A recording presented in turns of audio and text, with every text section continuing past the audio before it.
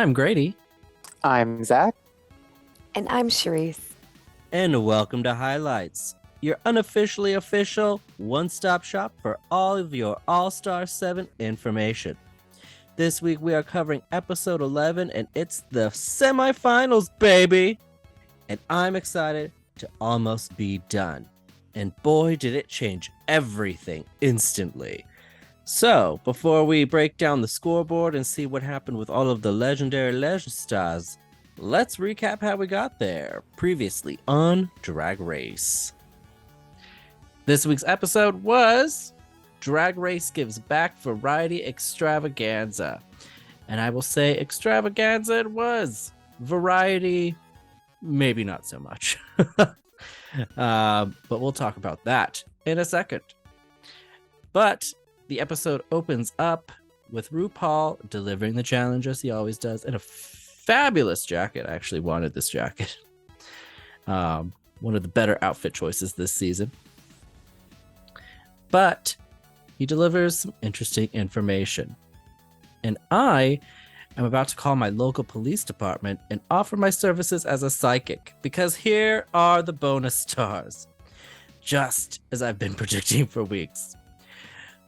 He reveals that the challenge will be worth 3 bonus stars per winner this week, which is convenient. And that the winner of the lip sync will get not only the $10,000 tip, but a $30,000 donation to the charity of her choice. Which I love. Drag Race gives back. Additionally, it's the episode with the Tic Tac lunches, which I love, and I'm glad they've brought that back the past few seasons. Yeah, loved it. Me too. So everyone's preparing for their talent show. Talent, questionable. But we also do the Tic Tac lunches with Rue and Michelle, which is kind of nice. And first up was Trinity the Tuck, who chose Planned Parenthood as her charity. And I really enjoyed Trinity's interview. Trinity is a delight. And I could listen to Trinity talk forever. It's true. She had a good interview. She talked to Michelle and to Rue. She's very personable, especially in a one-on-one setting like that. All the queens got really emotional, and I was like, is this when they cry? Because they haven't cried all season. Like, I wasn't ready for it. Whereas the Emmys. right. Whereas on a regular season, there's normally crying every single episode when they're getting. It's like within episode 1. Yeah.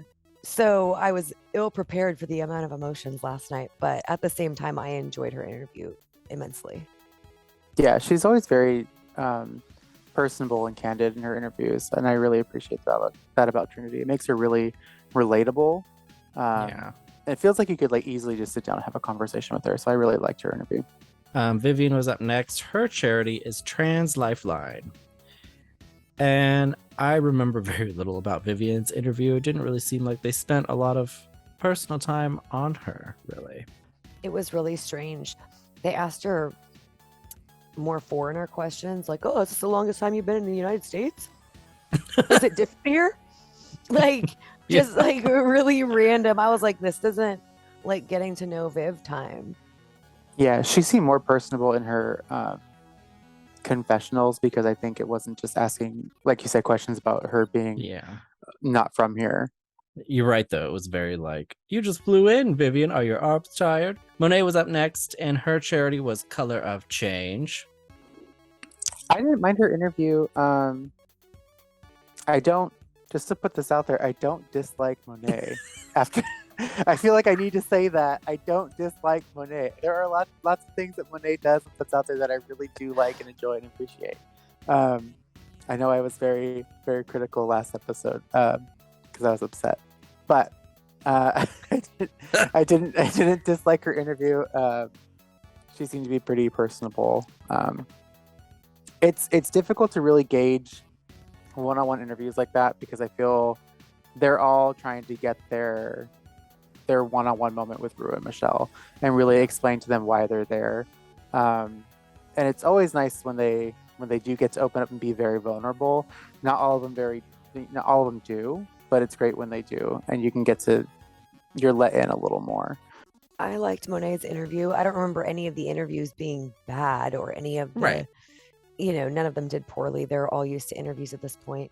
But again, there wasn't anything that necessarily stood out except for the fact that she said she was going to sing opera. And I was like, oh, let's get it. Like, I was definitely, it was the only thing that seemed out of the box as far as the variety show is concerned when everyone was listing off what they were going to do. Anything else to add to your PR statement, Zach? No, that's all I have to say. No further comment. Okay. Are you sure? Did you check with your publicist just to make sure? Mm-hmm. I did. My legal advisory said that's all I should really say. It's true. Apologize, take accountability, and what you're going to do in the future. I definitely have gotten a parking ticket or two written off by using, a certain method. That formula. Yeah, for sure. Evie Oddly went next. Her charity is the National Coalition Against Domestic Violence.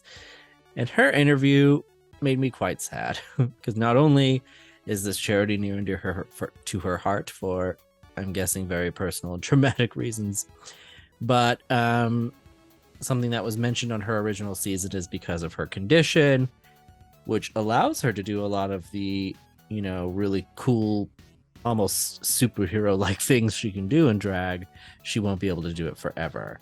And it seems like she's already losing some of those skills. And I know she often misses shows when she does Drag Race Live. I think because of that, she missed the night we went. And I'm almost positive it was because she was sick and not feeling it. So very hard. And then we'll talk about it with her talent a little more, but also heartbreaking. Yeah, this was definitely that extra level of vulnerability that we get in these one-on-ones. And I was actually quite surprised because I hadn't heard a lot about her condition so far in this season of All Stars. We heard a lot about it in her initial season of Drag Race, but I thought it was interesting that she really didn't discuss it very much, and probably because it's already been established, right? Like in her season, like there's not really much to talk about. We all know it's there. Right. She hadn't really talked about it very much through this season, so it was interesting that she brought it up in her interview and kind of gave us an update of where she's at with that. So I appreciated the vulnerability and that her charity was very near and dear to her heart. Definitely, Evie's interview was difficult. I appreciated the update. She definitely, at the beginning of her season, didn't talk a lot about what was going on until it was time, until she sprained her ankle, and then kind of like, hey, can I be doing something else, like playing the banjo for this next instead of doing the dances or whatever, like I hurt myself or whatever it is. I totally understand that. And I noticed that she's been wearing platforms and shoes other than stilettos this season, and I was wondering if perhaps that was the reason why, because that's how I'll try to get around wearing shoes that should go with the outfit but don't really go with the outfit but go with how I'm feeling. So there's sneaky ways, right? Like you can wear platforms instead of wearing stilettos and it'll still give you a little bit of height, but you kind of have to like pretend a little bit. But I don't know. I'm glad that she's living her life to the fullest extent while she has the ability to live her life to the fullest extent. And that's what it's about. I hope she's enjoying every single day that she's able to do drag and be in heels and be fabulous, because that's every single day. Next up was Shea Coulee, and her charity is the Period Poverty Project. I felt like her interview was pretty standard. This is her third one. Yeah, I agree. I mean, the interview itself was pretty straightforward, pretty by the book. I do appreciate her charity, though, and the bit that she talked about with her charity. For sure. Her charity was awesome. I was like, oh my gosh, I'd totally donate to this one. Like, not that I wouldn't donate to the other ones, but for sure this one spoke to my heart. Knowing that it's happened to friends of mine and stuff like that, it's definitely not something that's easy to talk about, and it's not something that is comfortable to talk about. Shay's interview was good. She is always really personable. I love her laugh and just the way that she is so comfortable in interviews and when she talks in the confessionals and stuff. Mm-hmm. Raja was up next, and her charity was the National Center for Trans Equality. And I like that she chose it as a way to kind of give back to drag, which, she, as she mentioned, she learned mainly from trans women. And I thought that was really cool. Yeah, I liked Raja's interview. It was otherwise like a typical interview as well. I mean, I thought it was cool that she said she still had her tic tac from her initial interview. I thought that was kind of cool. Raja kind of has this air when she does, I feel like, confessionals, not really so much confessionals, but like one-on-ones, or when she's talking to Rue and judges, where it's not quite the same dynamic as like other contestants. And I think it's because she's so seasoned and so much more experienced than a lot of other contestants on the show. It's more like, it almost has more of a feel of like a Kiki than that contestant to judge kind of deal. Yeah. It's just the feeling I get. I think because she's so much, not so much older, but older and more experienced than a lot of the contestants are. Older, how dare you? Well, she is. I'm not saying there is nothing wrong with being older. Age is a state of mind, but she has been around longer and been doing it longer. Yeah. Absolutely. I liked Raja's interview. I definitely liked the charity that she was highlighting. I almost feel like she's less personable in this season than she is on things like Fashion photo review. Fashion photo review. Thank you so much. You're welcome. For remembering for me. You're welcome. So Raja seems almost a little bit more standoffish this season for me. I feel like I know her a little bit less. But did anybody else notice that the edit included Michelle saying hi to Raja and then Raja not saying hi back to Michelle? I did not notice. I didn't notice that. Okay, so it opens with Michelle saying hi, and then Raja immediately launching into, do you know I still have my Tic Tac? And she's only talking to Rue. She's literally only looking in Rue's direction. And it takes about halfway through the interview before she even looks in Michelle's direction, like according to the edit that we got from the producers. So interesting. Yeah. I don't know if I was just watching extra close because of the shade and all the tea that I was caught up on from watching the Roscoe's viewing party, or since our discussion, I don't know, but it was definitely an interesting edit for that. Next was Jinx, and Jinx chose Black Visions Collective as her charity. And Jinx also, I thought, was a pretty standard interview. Jinx was a standard interview, except that she made Rue cry. And I think she was True. the only one to do that over the sobriety conversation. Yeah, that caught me off guard. Whoa. It did. And like, there have been moments in life, well, there's been seasons in life where I've chosen sobriety or chosen abstinence just to focus more on myself and have way less noise about anything else that's going on and not be distracted by anything or anybody else, and make sure that I'm okay with me first. Right. And part of that is about, if you can't love yourself, how are you going to love somebody else? Like, part of that sobriety choice and abstinence choice for a reason, for a season, for a moment, for a chapter, whatever it might be, it's definitely good to reassess every once in a while. But yeah, I was like definitely taken aback that Jinx of all people was the one who made Rue cry. Yeah, you're right. I don't know how I completely forgot about that entire section of the interview until you just brought it up. I like Jinx's interview. It was otherwise pretty standard and straightforward, but I did like that she made that connection with Rue about sobriety. That was really unique, I thought. Lastly was Jada, whose charity was Free Black Therapy, which, as a therapist, very, very near and dear to my heart. Again, another fantastic charity that should totally be donated to. Like, I would donate to this one as well. Like, absolutely 100% believe in this. And Jada's interview was too cute. I like it that she admitted that she found herself feeling more confident after the show and wearing clothes even that she wouldn't normally wear. And sometimes it's difficult to step out of the box and to really want to wear that outfit and to be ready for your friends to be like, oh my God, you look amazing. But then also for those other people over there to laugh at you because they don't have the courage or whatever it might be to not just fit in with everybody else and be pedestrian. I love Jada's interview. I think there were a lot of parts of Jada's interview that I really personally related to about being confident in yourself and really just believing in yourself. So her interview, probably of all of them, spoke to me the most, and I really, really appreciated hers. It really gave me a new appreciation for Jada. Yeah, I didn't really like Jada on her season. On her original season. Go on. Fair enough. We're all allowed to have opinions. I just don't like yours. I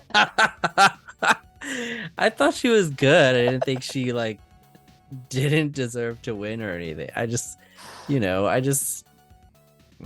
just wasn't for me that season. I like her a lot more on All Stars, and I think it's for the reasons she gave in her interview. Like, she's having way more fun. She's not really as driven and trying to take it too seriously and all of these things. Plus, she had it kind of rough. She had a Zoom finale, all of these things were kind of then ruined the fun for her, even though she won.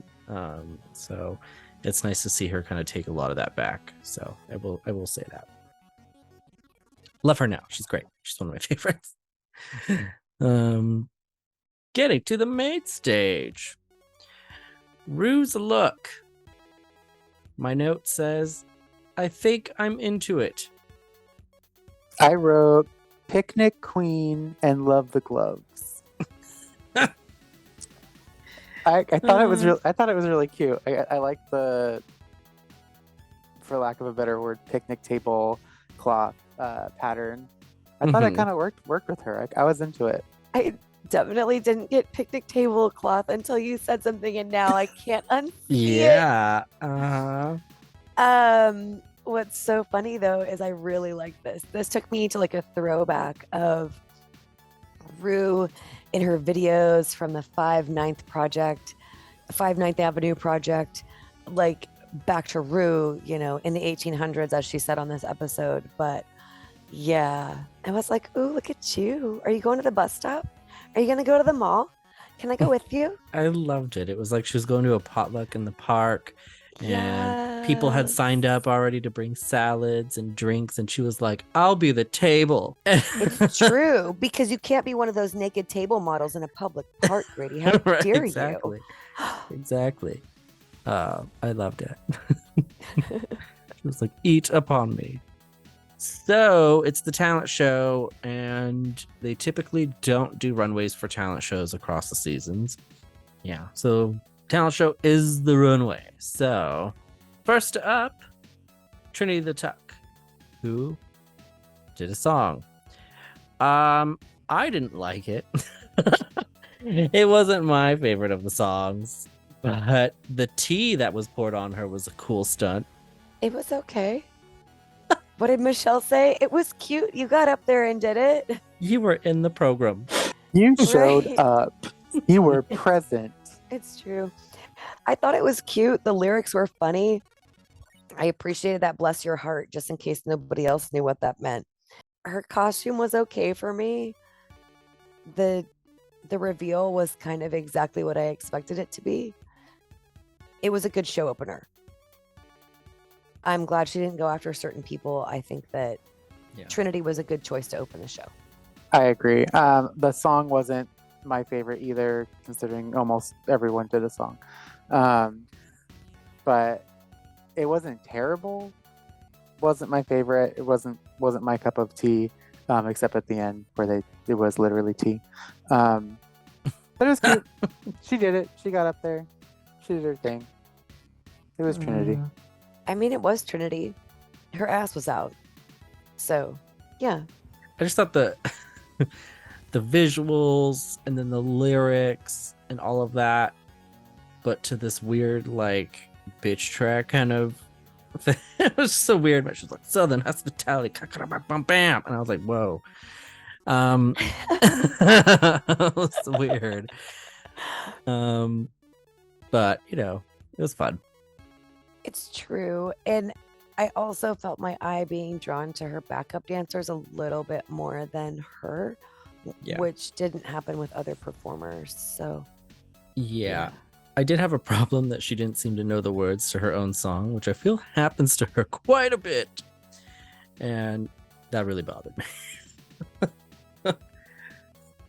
Quite a bit. She can sew you a garment in less than 2 hours, fully lined, gloves and everything. However, she can't memorize the song lyrics that she wrote for herself.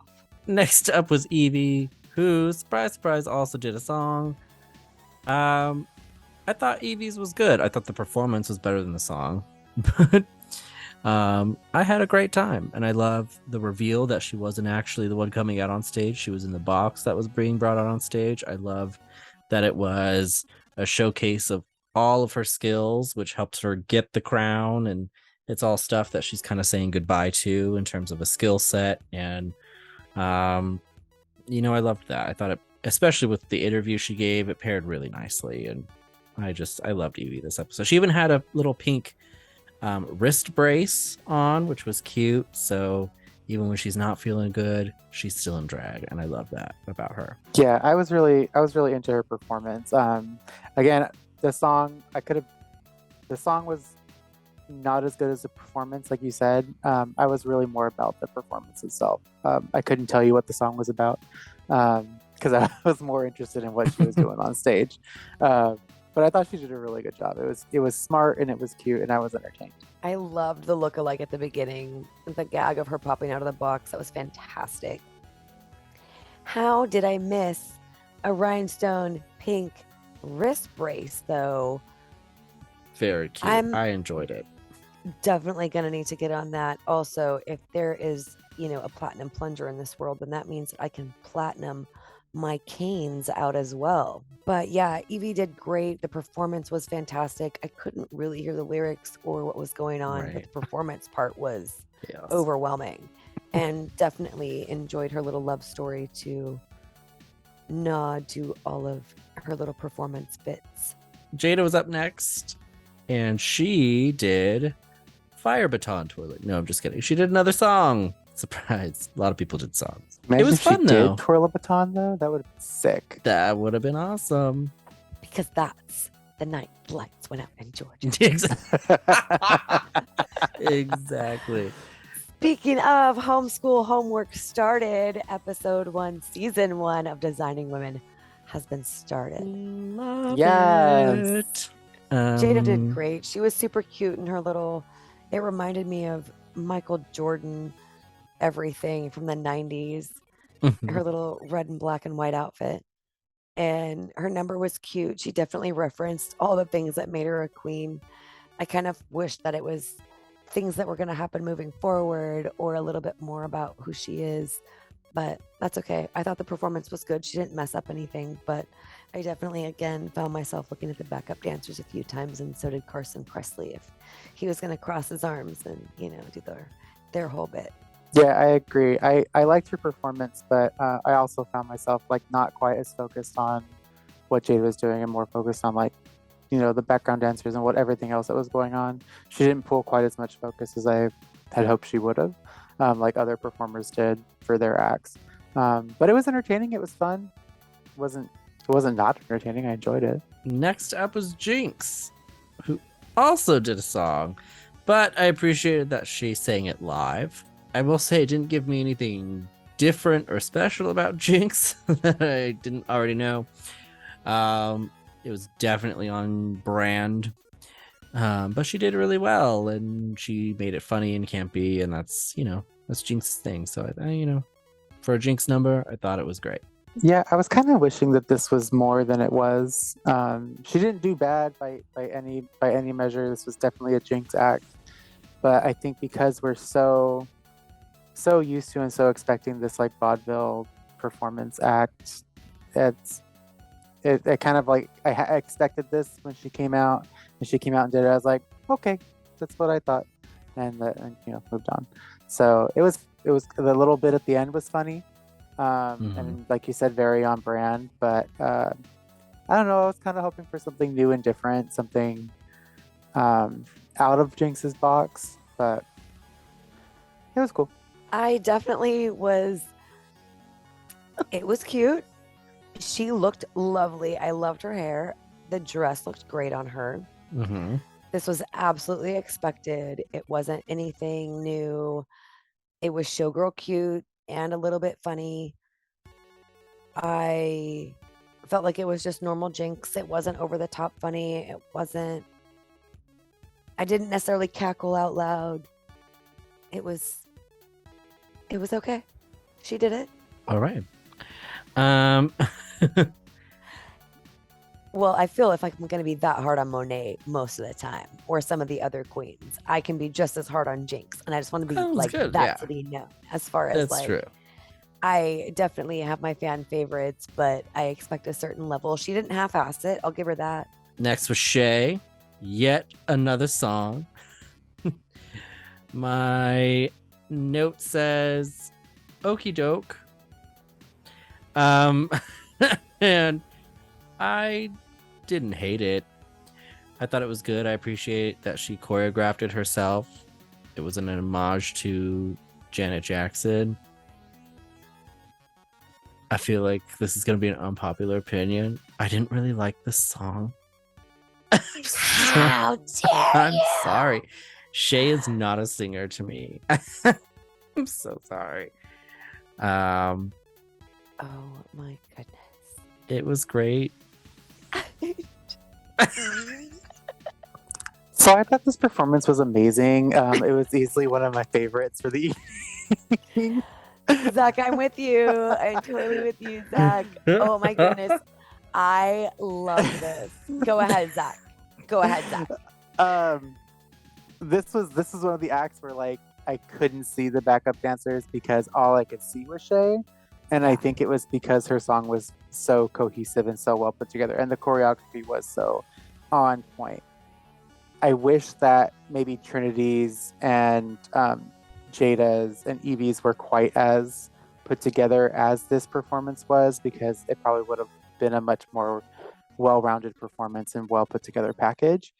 Not to demean their performances at all. I just thought if you're going to do a song, it should be done at the caliber that Shay did hers. And I thought the song was catchy. But that's why I really, really liked this performance. Yes. All of those things. Caliber, Zach. Oh my goodness. This was, like I said, Jinx didn't half-ass hers, but Shay, this was everything. I could not take my eyes off of her.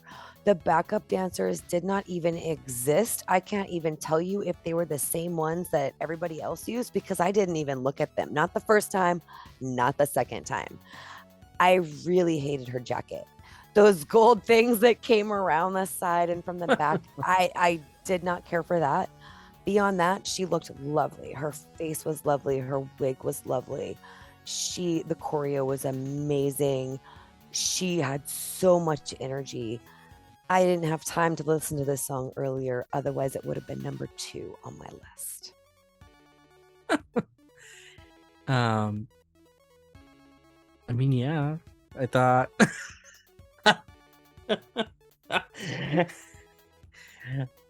it was great. Next was Raja, and she did a cultural dance. I did not catch the name of it. I can't remember, and I feel really bad about that. But I really loved it. I thought it was awesome. I was happy to see something other than a song, and I thought she looked great, and it actually told me something about her, which I appreciated. Yeah, by this point in the show, I was so relieved to see something other than a song and dance performance. see just something very culturally relative to her and meaningful and different was so refreshing. And it was really cool. Like she took us on a journey that was really unique and inspiring. Unfortunately, I don't think the judges got as much out of it as I think she would have liked them to. I think they kind of came off as like, oh, that's cute or that's cool, but it's not going to win. But I thought it was a really, really cool performance. I really enjoyed it. I agree. I thought this was beautiful. I can't remember the name either, other than it's a dance for both men and women. And it's a dance that Westerners basically perceive as androgynous. But I thought this was beautiful. Like you said, Zach, after 17 songs in a row, I was definitely ready for something else in a variety show. Mm-hmm. So I thought this was fantastic. Raja definitely went into this knowing that the judges weren't going to know how to A, critique this, B, judge this, or even like know what to think really, other than, like you said, oh, that's cute. I like your headdress. Your fabric is beautiful. That was nice. Thank you for sharing. Like, I feel like that's kind of what they said. But yeah, this was fantastic. Thank you, Raja, for sharing this. Thank you. Raja just shares the most amazing things with us on the runway all the time. Agreed. Next was Vivian, who, you guessed it, performed a song. Except I was extra irritated because she walked around with a microphone but wasn't singing live. Which on one hand also bothered me about Shay, but I took the microphone as more of like part of her Janet Jackson look and more of a prop than her trying to make it seem like she was using it as a piece of equipment.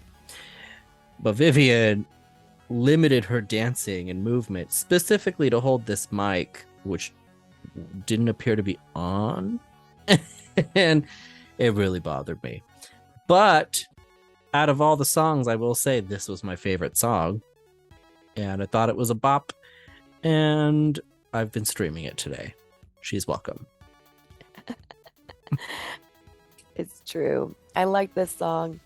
I definitely wanted a little bit more energy, and maybe that's what it was. It was the fake mic in her hand, and I appreciated Shay at least had the headset on and like was moving around a little bit. Yeah, but I love this song. It's super catchy. Definitely going to be listening to this over and over. I agree. The song slapped. It was amazing. But the performance seemed kind of lazy because she limited herself with that microphone. Yeah. Where I don't think it paid off as the prop that she maybe intended it to. But the song was great. I really did enjoy the song. I was going to talk more about how much more I like the song than Shay's, but we'll just not. Go on. We can. Here's the thing, though. In the performance, I needed Shay's level of energy from the Viv, and I didn't get it. I think if she had given it, different story. Absolutely. Again, I was looking at the backup dancers. So I liked the song, but I also like the backup dancers. That's why they're there. I know. For when people are bad. Or when you need to like distract. Look over there. That's why Brittany always had them. Sorry, it's becoming a very different show. Lastly was Monet, who closed out the show with Opera, and I was ecstatic. It was still singing, but a different type, and I was excited about that. And it was live, baby. And I really love, probably the best hair I've ever seen her wear. She had that beautiful, like, olive-looking thing. I feel like we're gonna fight about this, but and what gave you that? I loved her outfit. I loved it so much. I'm sorry. I thought it looked beautiful. I thought she looked ethereal. Anyways, go on.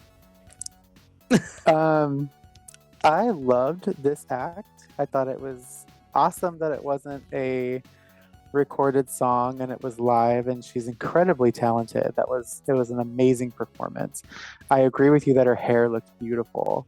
Thank you. Probably the best I've seen Monet's hair look. Yes. And I think in the preview for the wheel on the next episode, that's the still that they have is her in that hair on the wheel. So I was happy to see it will make a return. They were like, prop department, quick. Yes. I was not so jazzed about the outfit. The color choice was right. I just don't like that it was like a pantsuit kind of thing.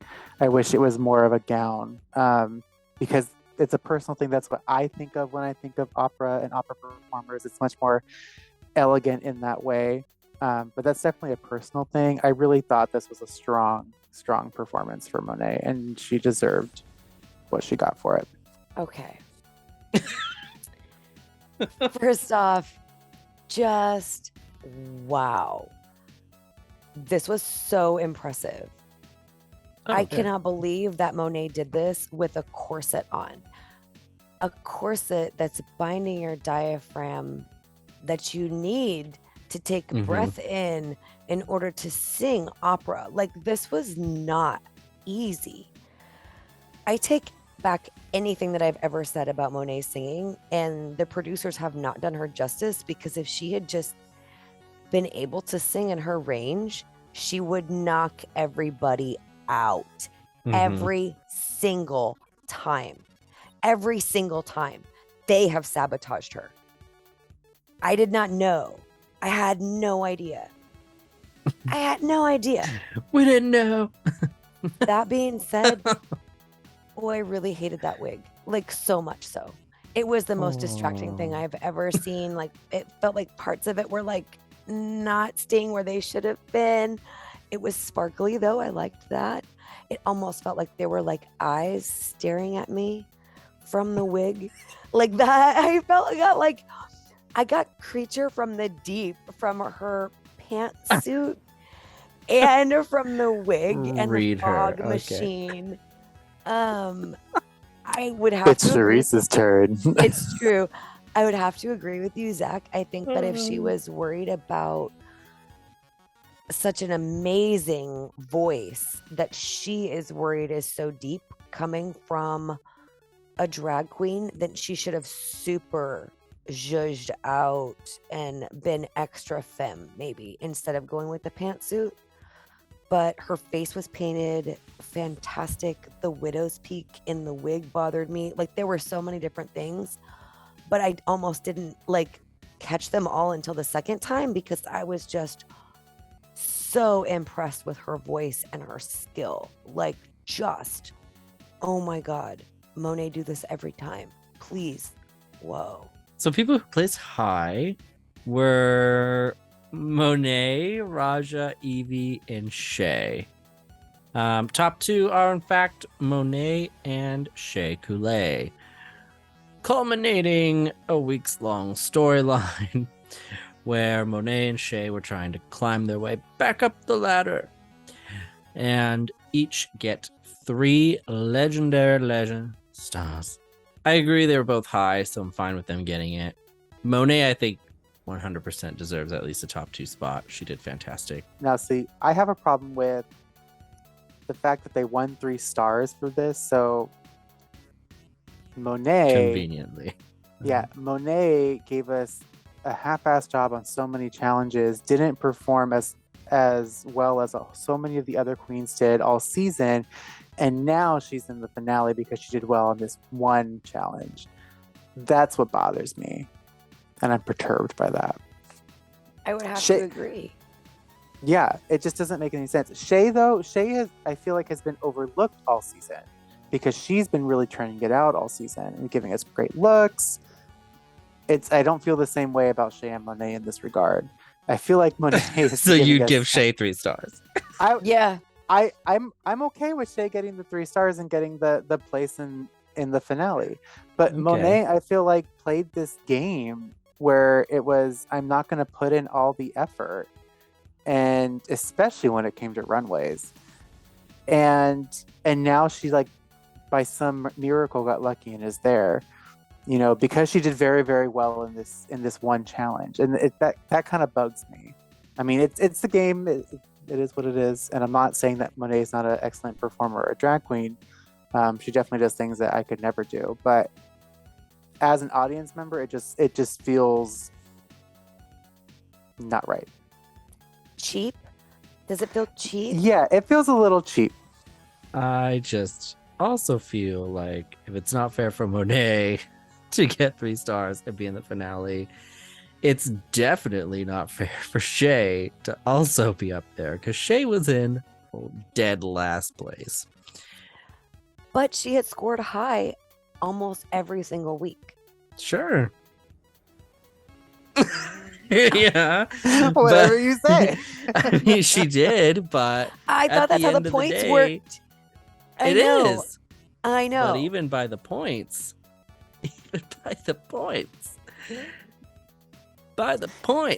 she's with Trinity. It just feels like Shay was putting in so much more effort to actually have this redemption than Monet was. Yeah. So it doesn't really feel like a redemption story for Monet. It feels like it's being handed to her by the drag gods for whatever reason. Whereas Shay, it really just feels, as the audience member, watching throughout the season, just has given it all that effort every episode and placed high. Maybe not one, but has been placing high. It just feels right. I don't know. It's nothing against Monet. Nothing against Monet. I don't have anything against Monet. I really don't. I enjoy Monet. I listen to her podcast with Bob. Like, I really do like Monet. I just don't feel that this is justified. Because then she's in first place after giving us half-assed stuff all season. Like, and even in her confessionals, she's talking about wanting to fly under the radar and do all of this stuff. And that's the game that Monet has been playing, this half-assed game all season long. Whereas Shay's like, I think I'm starting to fade into the background. I need to step it up. Not, thank God I'm fading into the background. No one's going to block me. That's not what Shay's thinking. It's just a totally 2 different attitude mindsets, and I appreciate Shay's more. I'm driven in the way that Shay is driven. I'm never trying to just be pedestrian in the way that Monet's runways have been pedestrian all season long, except for that mankini.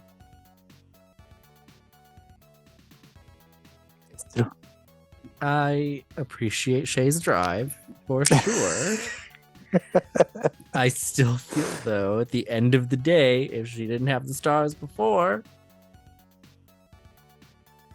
no. Especially if Monet shouldn't have them.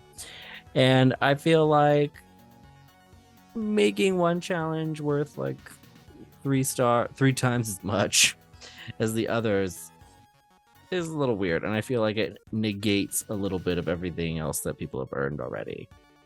It really does. So Monet and Shay lip sync, and they do it to Supernova by Kylie Minogue. Really great lip sync, actually. And I enjoyed it quite a bit. But Shay won. And she wins another $10,000. And the Palette Fund donated to her charity, which was Period Poverty Project, which is great. So they get $30,000. Rue then also reveals that they are also donating $10K to all the rest of the charities. So great job, Palette Fund. But there's also another twist. So the people going to the finale are, in fact, Monet, now Shay, Jinx, and there's one more spot. And because Monet has now skyrocketed to tippy top, she's she's now the creme de la creme of the winners. She gets to choose who gets to go into the finale between Trinity and Jada, who still have tied in their placements. And fulfilling their alliance, their master plan, Monet chooses Trinity to go into the finale, ensuring, just as they both hoped, that they both make it into the finale if they rely on each other. But all hope is not lost, because Rue also reveals that the bottom group is lip syncing for that secondary cash prize of $50,000, which we all knew already by now. So it was kind of weird that they still hadn't told the rest of the cast. I forgot that they didn't know yet, because that's been common knowledge now for a while that there was a secondary prize. But they will also be competing in their own lip sync SmackDown during the finale, and I'm very excited to see that as well. Anyway, time for top tweets.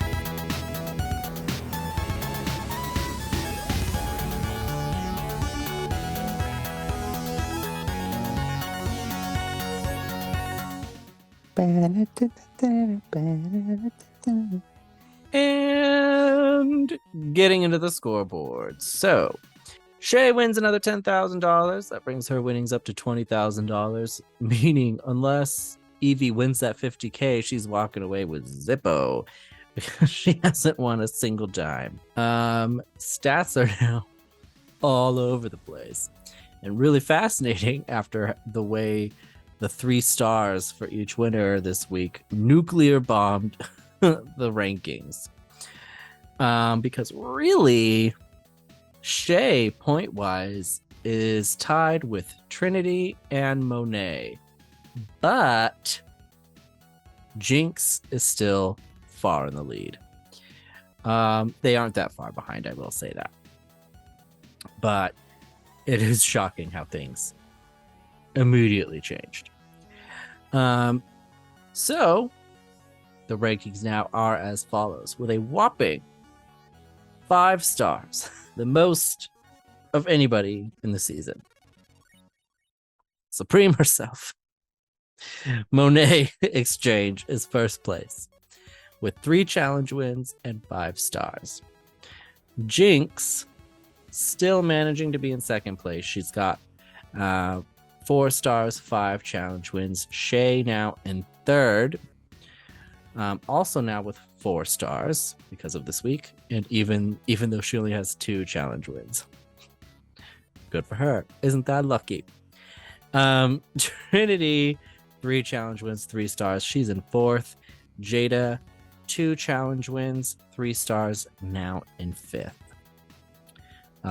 So I do believe the correct person between the two was chosen, personally. Vivian, 3 challenge wins, 2 stars. She's in 6th. Raja, 2 challenge wins, 2 stars. She's in 7th. Evie, dead last in 8th. 1 challenge win, 2 stars. I definitely feel like Trinity deserved to be in the final. Like, I didn't want it to sound like I don't think she does. Trinity has worked so hard this entire season. She has never half-assed anything. Yeah. Not one time. Yeah. So I agree with Monet's decision. And I'm glad that Jada got a little bit more confidence. Like she said in her little TikTok interview, she figured out that she could do some things here that she didn't necessarily think that she could do or didn't think that she could do well or whatever. So maybe she isn't meant to be the queen of all queens and teach the next generation of children, if that's what RuPaul's looking for, if she doesn't want Michelle Visage to fill the seat. Yeah.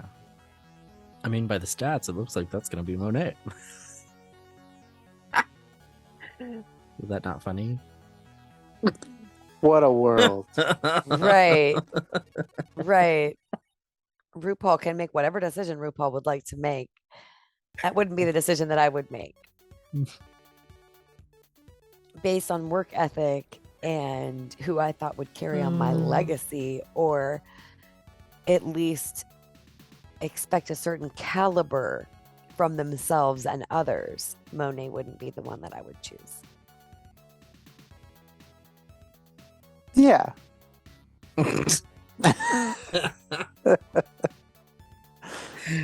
Oh, God. Well, if you would like to check out any of our past and ongoing coverage of All Star 7, you can check that out right here on the PG Media channel. Subscribe today so you don't miss out. You can also find social media information in the description below. Our social media is pretty dusty, but maybe it won't be someday. And with that being said, as always, thank you for watching Highlights. And we'll see you next time.